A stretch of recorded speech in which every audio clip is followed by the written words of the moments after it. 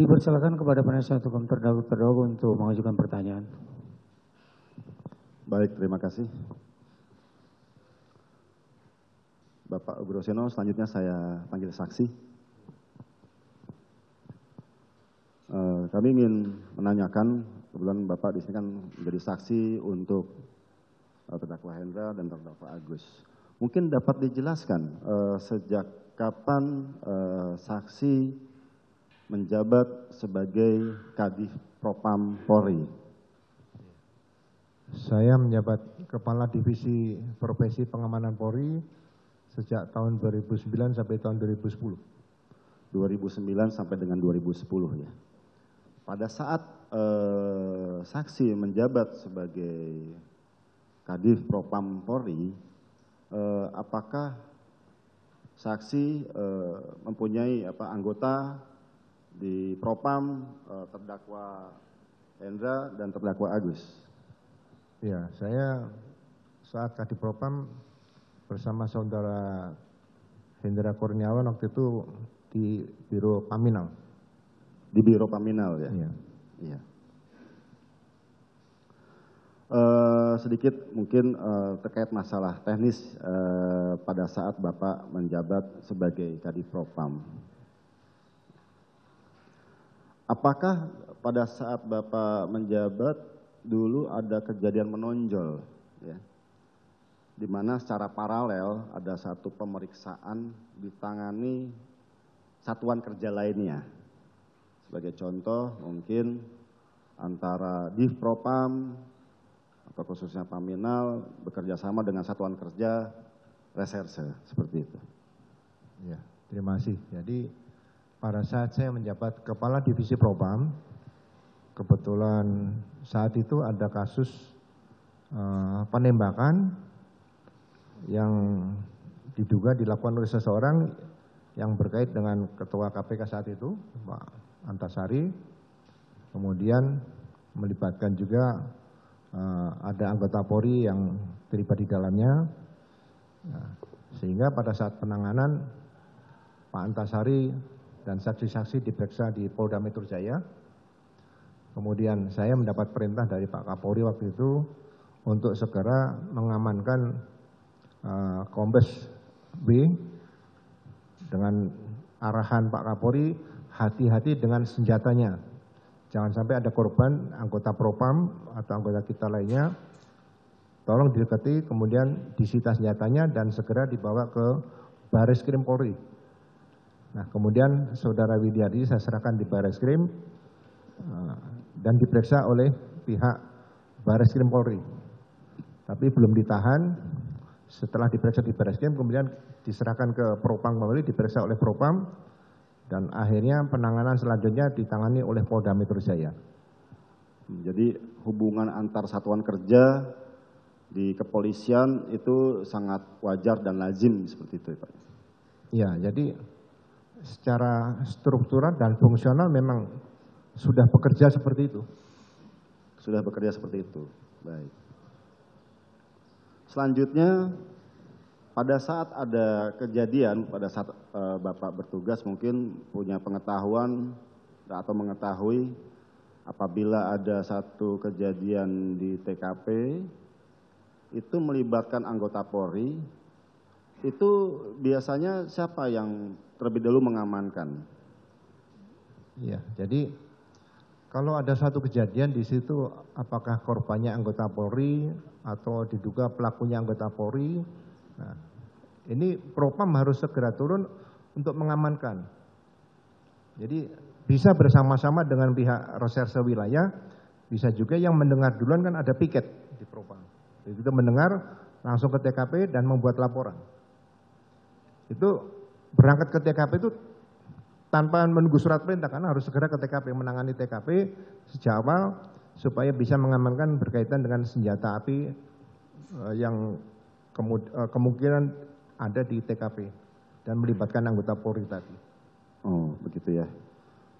Apakah memungkinkan itu kalau misalnya yang mengamankan serse, mengamankan senjata, apakah dimungkinkan seperti itu? Apakah ada kekhawatiran serse tersebut melakukan perlawanan makanya itu Propam atau Provos yang terlebih dahulu datang ke TKP atau Propam khususnya pada umumnya yang ke TKP? Ya, itu memang standar universal di beberapa negara di dunia. Jadi kalau ada dugaan anggota yang membuang tembakan, menembak, kemudian juga menembak dalam peringatan atau menembak seseorang, itu memang Propam harus turun duluan. Nah, dia melakukan tindakan menyita senjata, mengamankan, bukan menyita. Kalau menyita nanti kaitan dengan penyidikan. Mengamankan senjata, kemudian membuat laporan. Nah, nanti apabila akan ditangani reserse, ya diserahkan saja kepada reserse pakai berita acara. Seperti itu aja. Oh, jadi semudah itu ya Pak ya. Nah, Ya. Selanjutnya, apabila terjadi kejadian yang seperti itu untuk anggota khususnya nanti di Paminal itu untuk melakukan penyelidikan tentunya, apakah pada saat kejadian atau setelah mengamankan itu wajib dibuatkan sprint atau bagaimana? Tergantung kejadian. Kalau kejadian ya seperti yang terjadi di Duren 3 misalnya gitu ya. Itu kejadian yang mendadak, tidak pernah ada yang tahu sebelumnya, begitu mendengar tanpa surat perintah pun ada piket bisa langsung ke TKP. Oh, jadi bisa langsung ke TKP? Bisa, nggak ada masalah, membuat nanti berita acara di TKP atau laporan hasil mendatangi TKP. Kita kan bisa masing-masing sudah ahli membuat berita acara dan sebagainya. Berita acara pendapatan. Nah, itu dilaporkan pada pimpinan. Nah, pada saat nanti misalnya ditindaklanjuti reserse, itu akan menjadi petunjuk sesuai dengan pasal 184 KUHP, petunjuk bisa menjadi rangkaian alat bukti tadi. Baik. Kalau saat ini kan mungkin sistemnya ketika ada kejadian itu dibuatkan infosus. Pada saat zaman Bapak itu sama infosus juga atau bukan Pak? Ya, infosus tetap dibuatkan karena itu untuk bertanggung jawab kalau suatu saat ada hal-hal misalnya terjadi yang pertanyaan-pertanyaan dari media, dari pimpinan, dari kepala negara itu memang ada laporannya tertulis bukan hanya lisan. Di dalam infosus itu ya. Ya. Nah, kemudian setelah infosus kan sebagai dasar akhirnya dibuatkan sprint ya Pak, kayak gitu. Ya, kalau memang sudah ada info khusus untuk administrasi tindakan selanjutnya sebaiknya dibuatkan surat perintah. Iya. Jadi ada satu hal yang menarik, mungkin saya tidak tahu apakah memang terjadi pada saat eranya Bapak pejabat sebagai Kadif Propam pada saat itu. Pemberlakuan sprint ini tentunya wajib dengan tanggal kapan diberlakukannya seperti itu. Nah, apakah pada saat Bapak ada juga sprint yang masih dikosongkan tanggal mulai berlaku sejak tanggal kapan sampai dengan tanggal kapan? Itu apakah pernah terjadi, Pak? Menurut saya itu bukan hal yang prinsipil yang harus dipenuhi ya. Jadi yang penting surat perintah itu sudah ditandatangani, kemudian diberikan tanggal kapan ditandatangani biasanya ada. Itu bisa dilihat juga arsipnya, biasanya pada tanggal. Kemudian diberikan nomor, itu sudah cukup. Kalau dilihat nanti misalnya berlakunya kapan, biasanya sudah ada bulannya. Ya kan? Tapi biasanya kita kalau ada kaitan dengan dengan administrasi pertanggungjawab keuangan, kan tidak bisa ditulis 1 bulan penuh, nggak bisa. Biasanya biasanya dikosongi supaya kelihatan nanti pertanggungjawab untuk administrasi keuangan, oh ini hanya dilaksanakan 3 hari atau 1 minggu atau 10 hari. Tidak bisa setiap ada sprint minta keuangan nanti ditulis 30 hari, nggak bisa. Jadi diisi belakangan selama itu tidak ditemukan oleh BPK itu hanya administrasi di bidang pertanggungjawab administrasi tugas dan administrasi keuangan yang berkaitan dengan dana dari APBN. Jadi itu menyangkut pertanggungjawaban terkait dengan adanya penyelidikan karena masalah terkait dengan anggaran yang diberikan untuk penyelidikan tersebut ya Pak ya? Iya, jadi surat perintah itu setelah saya katakan tadi itu sah, kalau hanya tanggal itu biasanya hanya dikaitkan dengan waktu yang berkaitan dengan anggaran kira-kira nanti diminta pertanggungjawabannya kepada negara. Baik. Selanjutnya.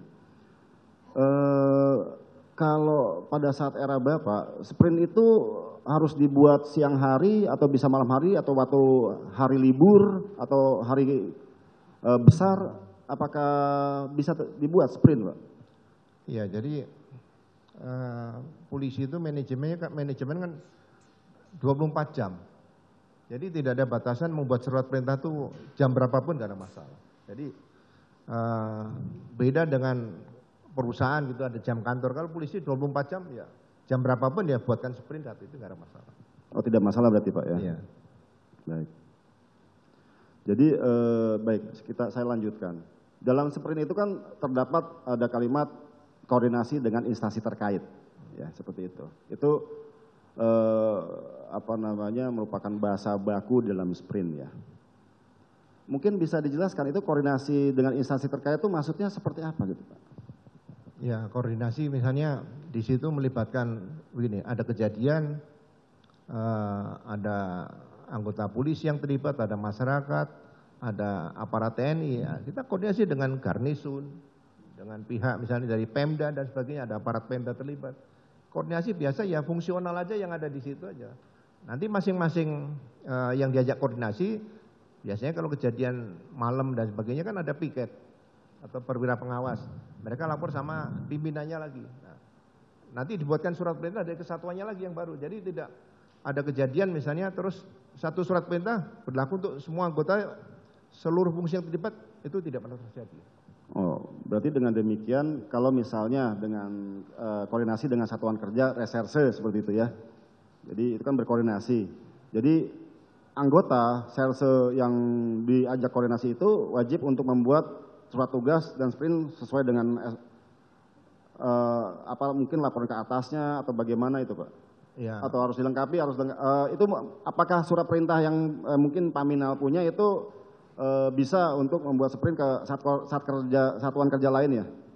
Itu tidak pernah terjadi karena mereka kan ada anggaran masing-masing, ada pertanggung jawab masing-masing. Jadi Satker yang koordinasi tadi yang diajak kerjasama juga pimpinannya harus menerbitkan surat perintah baru lagi untuk anggotanya sendiri. Jadi itu kembali ke masing-masing satuan kerja ya?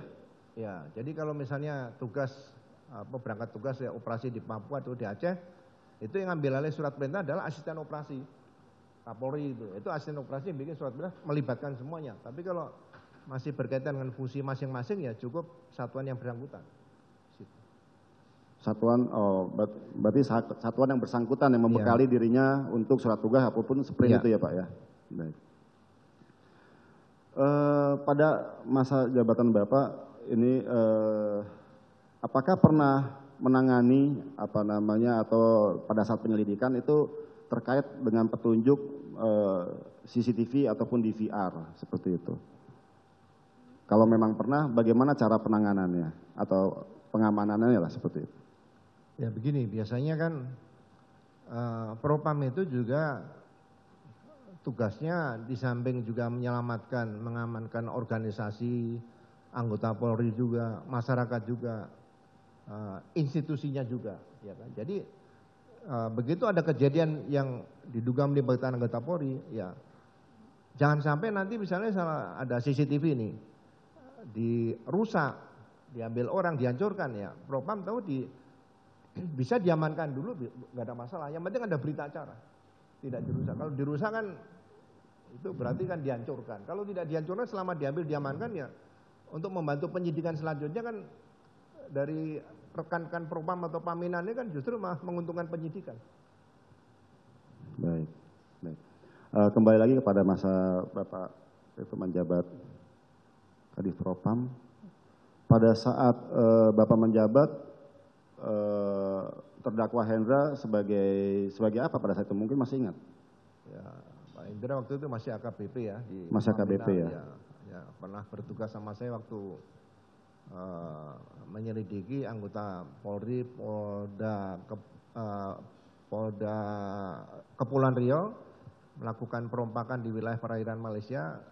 Sama saya, Hendra berangkat ke Malaysia untuk melakukan penyelidikan bersama itu.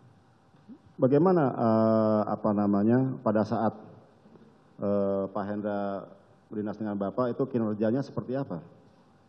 Ya, menurut saya sangat luar biasa karena ya, saya lihat bahasa Inggrisnya bagus. Jadi saya bisa bahasa Inggris tapi tidak sebagus Hendra.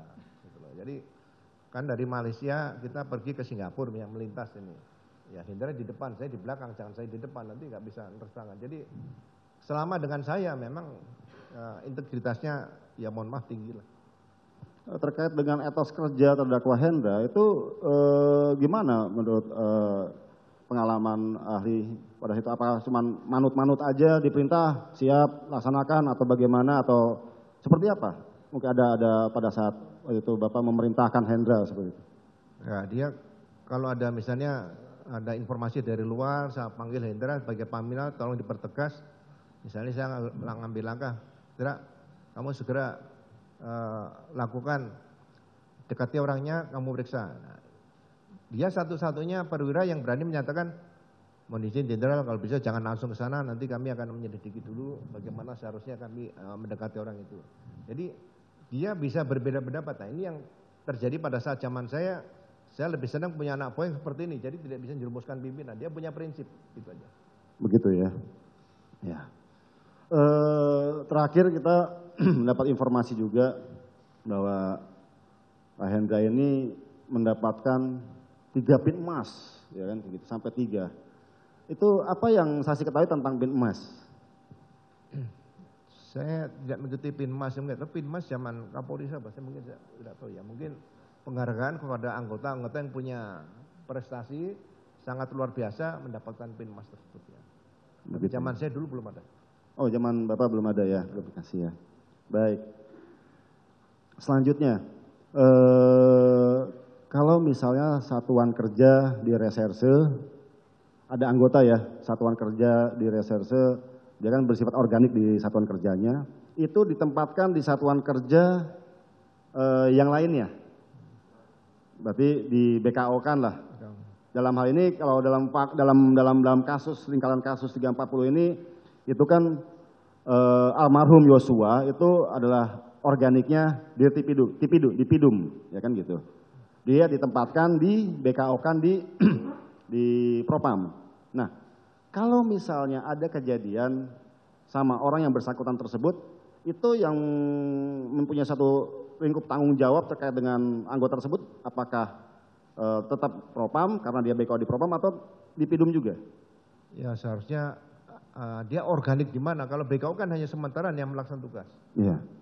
Jadi seharusnya organisasi yang organik yang bersangkutan lah yang bertanggung jawab kalau ada apa-apa. Oh begitu ya? Ya, jadi di Propam itu kan yang menggunakan dia saja sementara. Oh iya, karena memang ada satu di apa namanya rangkaian kasus ini pada saat itu ada orang di Tipidum di Jatanras pada saat kejadian datang juga ke TKP seperti itu. Jadi itu adalah bentuk satu tanggung jawab juga, kepedulian gitu, kepedulian atas anggotanya yang saat itu ada terjadi penembakan seperti itu. Itu wajar seperti itu ya? Ya sebetulnya kalau ada kejadian kan ada wilayah dulu yang pertama turun. Ya. Ya kan? Jadi kalau wilayah sudah turun, kalau biasanya menyangkut kasusnya itu mempunyai perhatian yang tinggi dari masyarakat misalnya. Itu semua fungsi tidak langsung masuk ke TKP yang menangani adalah wilayah, lokus delikti di situ. Jadi pihak-pihak lain yang datang ke situ mungkin bisa memberikan saran dan sebagainya. Jadi penanganannya itu harus mengedepankan wilayah dulu yang bekerja. Baik. Jadi tapi terkait dengan pertanggungjawaban dia organik di mana dia berasal itu menjadi satu tanggung jawab organiknya itu tersebut ya. Iya, tetap tanggung jawab. Kepedulian mungkin ya seperti itu ya. Baik.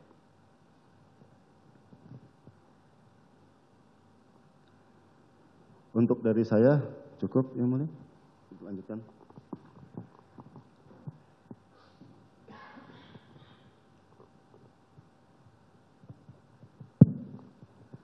Terima kasih yang mulia, izin melanjutkan. Bapak Ugroseno, selanjutnya saya panggil saksi ya Pak.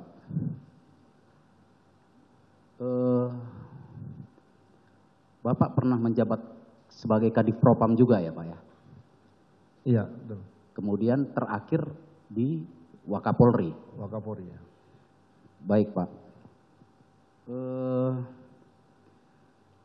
Sewaktu Bapak menjadi Kadif Propam dan sampai saat ini, apakah Propam itu melakukan atau menjadikan objek pemeriksaan di Propam itu adalah polisi-polisi yang patut diduga melakukan pelanggaran? Ya,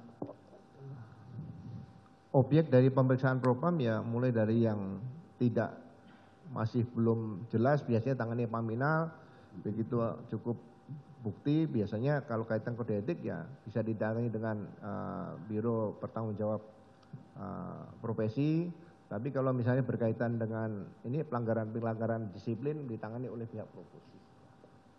Jadi semua yang urusan dengan Propam biasanya ada masalah, walaupun belum tentu salah, tapi pasti ada laporan diduga gitu aja pelanggaran. Baik, Pertama berarti yang melakukan penyelidikan itu adalah Paminal ya Pak?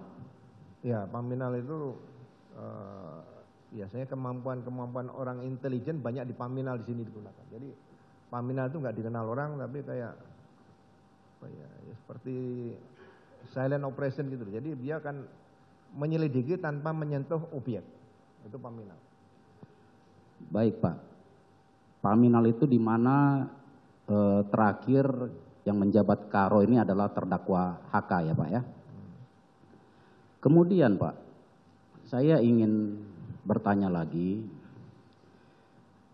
apabila di Paminal itu ada seseorang polisi yang sedang diperiksa dan kemudian hasil pemeriksaan di Paminal itu sudah dinyatakan terbukti melakukan pelanggaran dan sudah dilimpahkan ke Waprov, tinggal menunggu proses dari Waprov, apakah di PTDH atau apa. Tetapi di Paminal itu sudah selesai dengan dinyatakan terbukti melakukan pelanggaran.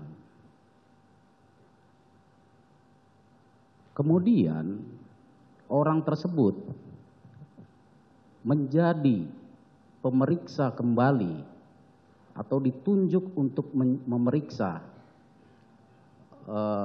terdakwa HK untuk kasus yang juga tidak dikehendaki oleh terdakwa HK ini. Apakah itu boleh, Pak? Ya. Saya pernah menangani seorang perwira tinggi dengan diduga alat bukti yang saya temukan melalui Paminal waktu itu, dia melakukan dugaan-dugaan yang mengarah ke pidana. Langsung saya buatkan nota dinas kepada Kapolri, mohon dinonaktifkan pejabat atau perwira tinggi tersebut dalam rangka pemeriksaan Propam. Dan itu kemudian dikeluarkan surat keputusan Kapolri yang bersangkutan dinonaktifkan dulu, dinonaktifkan. Jadi tidak boleh melakukan kegiatan, apalagi melakukan suatu penyidikan seperti itu. Ini bisa ada hal-hal yang, apalagi sudah pernah diperiksa Propam sebelumnya, ini kan ada konflik of interest. Ini sebetulnya jangan sampai terjadi. Kalau menurut saya, ya apa yang dilakukan itu udah cacat hukum menurut saya. Oh, faktanya orang tersebut, saya sebutkan saja, Kombes Pardede, menjadi penyidik di urusan ini, di cyber ini. Ya, seharusnya bisa dilaporkan oleh dari penasihat hukum agar dilakukan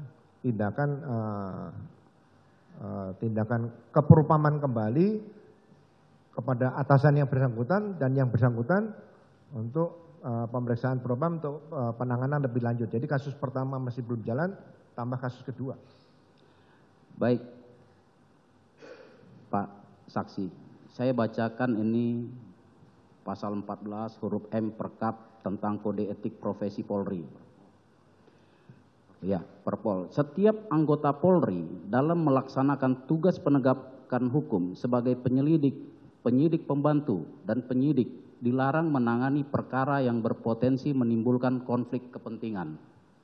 Apakah dengan seorang terduga pelanggar yang sudah terbukti di Paminal kemudian menjadi penyidik di perkara yang melibatkan terdakwa HK, apakah menyalahi aturan ini?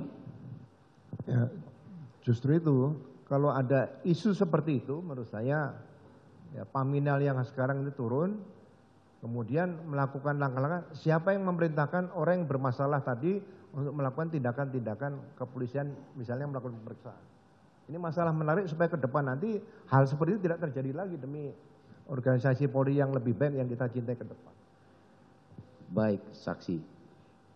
Terkait hasil pemeriksaan yang dilakukan oleh oknum tadi, apakah patut diduga tidak sah atau ada kepentingan di dalamnya?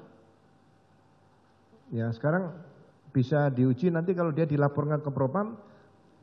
Menurut saya berita acara seperti ini ada motif apa? Ya, nyatakan saya tidak sah, kemudian ditangani oleh Propam.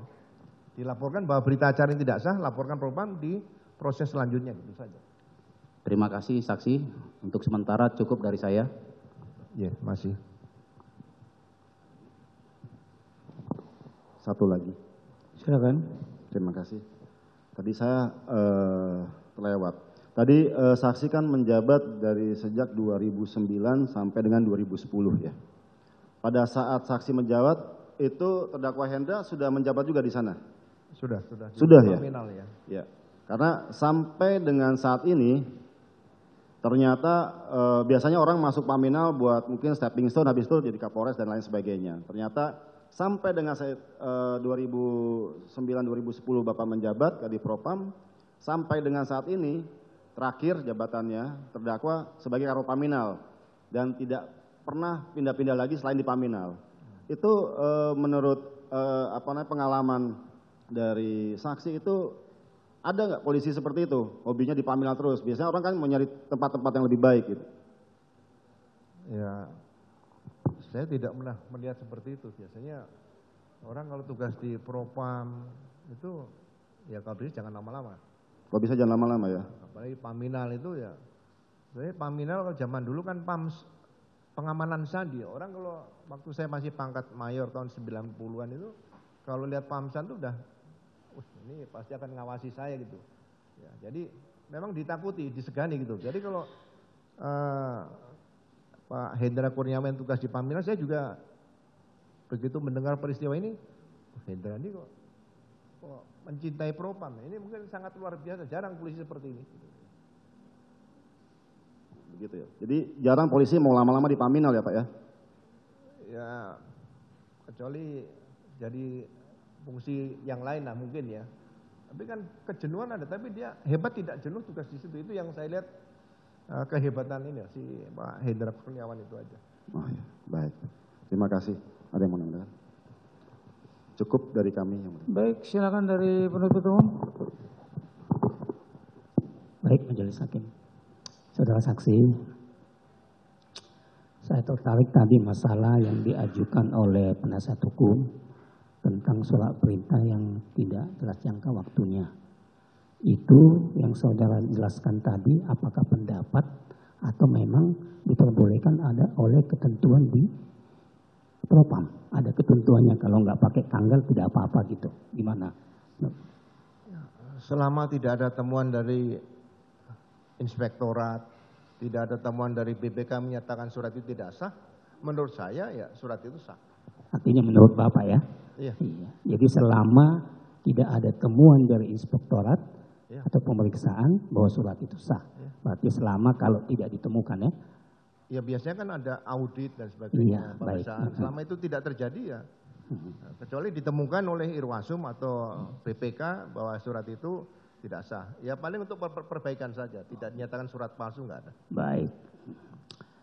Kemudian ditanyakan hubungan dengan yang saudara jelaskan tadi, apakah sewaktu saudara tadi kan saksi pernah menjabat Kadif Propam ya? Sewaktu saksi menjabat Kadif Propam pernah menandatangani surat yang seperti itu? Jadi kalau saya tanda tangan surat itu biasanya belum ada nomor. Ya, saya tanda tangan dan itu nanti berjalan sendiri prosesnya. Jadi saya tidak pernah membawa surat itu minta tanggal, minta nomor, nggak ada. Itu ada proses sendiri. Untuk nomornya saja ya? Ya nomor sama semua diisi, biasanya diisi pakai pulpen. Nomornya ya? Ya. Nomor surat maksud Bapak ya? Iya. Oh, baik. Yang kedua tadi masalah pengamanan barang bukti boleh dilakukan Paminal dengan berita acara. Itu tadi Pak ya, pengamanan barang lah. Kalau Paminal kan belum ada barang bukti ya, barang gitu ya. Kalau tidak ada berita acara pengamanan barang itu, apakah pengamanan barang itu sah? Tidak ada berita acaranya, Pak, gitu. Ya, paling tidak kalau setiap polisi yang mengambil suatu langkah entah mengamankan, dia harus membuat berita acara. Harus ada. Harus ya? Harus ada. Harus. Berita acara. Cukup majelis. Ada lagi? Cukup.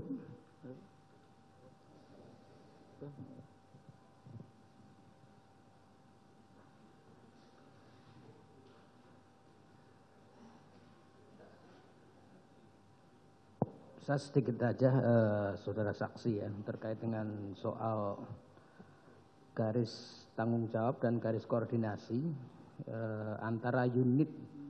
Kan tadi saya singgung di hadapan ahli administrasi negara tadi tentang Perkapolri 6 tahun 2017 tentang struktur dan struktur organisasi dan tata laksana di Mabes itu kan. Ada unsur pimpinan, ada unsur pembantu pimpinan dan pengawasan ya. Kemudian ada unit, namanya unit ya, unit pelaksana. Nah, di bagian struktur organisasi itu kan di Propam itu di bagian unit pembantu ya, pembantu pimpinan ya, betul? Iya. Betul. Nah, kemudian kalau Bareskrim itu kan unit pelaksana. Pelaksana. Nah, apakah saksi bisa menjelaskan dari sisi filosofi pembagian unit itu dikaitkan dengan bagaimana koordinasi yang dilakukan antara dua unit yang katakanlah dua-duanya itu kalau saya lihat bagannya itu semua bertanggung jawab kepada Kapolri ya, kepada pimpinan. Bisa saksi jelaskan? Iya, biasanya kalau ada masalah Kapolri kan mendapat laporan 1 kali 24 jam. Ya. Apalagi itu nanti ditangani Propam juga datang, Bareskrimnya juga ada yang datang, dari wilayah juga ada, dari Intel ada. Biasanya langsung dilanjutkan rapat atau gelar perkara tersebut yang dipimpin oleh Kapolri atau Wakapolri atau siapa yang ditugaskan, misalnya Irwasum. Ya, baik. Saya tanyakan lagi. Kalau ada sebuah peristiwa pidana, ya, katakanlah ada laporan masuk yang juga didengar sebagaimana tadi saudara saksi uraikan, Paminal juga dengar ini, Propam juga dengar, langsung bergerak tanpa menunggu surat perintah. Bisa dimaklumi itu ya, di lapangan bisa kita maklumi juga. Nah, Propam ke sana, Paminal ke sana, ke tempat terjadinya peristiwa ya, TKP. Beritanya kan terjadi antar anggota begitu kan. Propam ke sana, Paminal ke sana, tapi di sana juga sudah ada unsur dari reskrim. Ya. Bahkan dia sudah melakukan fungsi reskrimnya.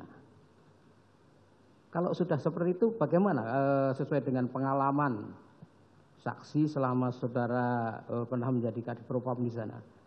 Terkait dengan soal koordinasi tadi loh. Di sana sudah ada reskrim, sudah bekerja juga fungsinya. Nah, pembagian koordinasi tadi seperti apa? Bisa saudara saksi jelaskan? Iya, tergantung kasusnya Pak. Kalau kasusnya tuh murni yang umum ya, Paminal datang mungkin melihat situ membuat laporan saja, tidak sampai ke apa? Hanya membuat laporan saja. Iya, laporan mungkin bisa pengamatan, hasil pelaksanaan tugas di TKP dibuat laporan. Ya. Tapi kalau menyangkut ada bahan keterangan dalam konteks Paminal kan bahan keterangan bukan barang bukti itu. Iya. Oh, keterangan aja, bukan barang bukti, tidak nangani barang bukti. Iya, keterangan saja kan? Iya, tidak mengganggu situ. Tidak Tapi mengganggu. Kalau berkaitan diduga ada anggota yang terlibat, mungkin jadi korban atau jadi pelaku, ada dengan senjata api dan sebagainya, biasanya bukan hanya Paminal, Propam itu termasuk Paminal, ya datang ke TKP yang diamankan senjata itu dulu. Tapi kalau wilayah itu kalau ada anggota terlibat. Tapi kalau tidak ada anggota terlibat, ada senjata api ya ditangani wilayah saja. Ya. Nah kan tentu Paminal kan juga butuh bahan keterangan untuk sebagai bahan untuk laporan terkait dengan soal perilaku tadi itu. Nah, pertanyaannya, bahan keterangan itu kalau katakanlah itu beririsan atau justru dibutuhkan untuk proses fungsi reskrim tadi bagaimana? Biasanya nanti jadikan petunjuk. Siapa yang datang ke TKP pertama, apa yang dilihat juga kan bisa menjadi bahan masukan pada pimpinan. Tapi kan kalau dijadikan saksi kemungkinan kecil tidak, karena sesuai dengan KUHP, saksi kan hanya melihat, mendengar atau mengalami sendiri. Dia hanya membuat laporan. Mungkin pada saat suatu gelar itu hanya bisa dapat menjadi masukan pimpinan aja lah. Ya. Artinya irisan batas kewenangan itu sudah nampak jelas sekali ya. Iya. Oh ini urusan Paminal, oh ini urusan Reskrim untuk kaitannya dengan soal peristiwa pidana itu. Ya, jadi mohon maaf Pak Hakim. Jadi kalau ada kejadian itu mungkin ada polis lain itu batasnya kan di situ. Jadi tidak boleh setiap orang masuk TKP di situ. Jadi kalau masuk TKP, polisi masuk TKP ngacak-ngacak juga senanya itu ya mungkin pengetahuannya kurang saja. Tapi sebenarnya ada batasan-batasan yang di mana dia berperan di mana itu sudah jelas. Ya itu tadi karena saya kaitkan dengan soal struktur bahkan tadi antara unit pelaksana, antara unit pengawas dan tadi.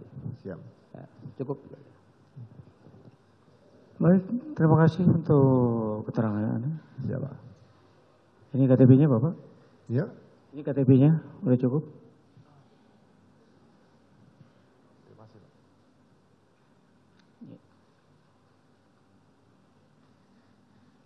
Silakan duduk. Iya, kami belum tanyakan kepada terdakwa. Ada pertanyaan atau tanggapan dari saksi Arjat ini?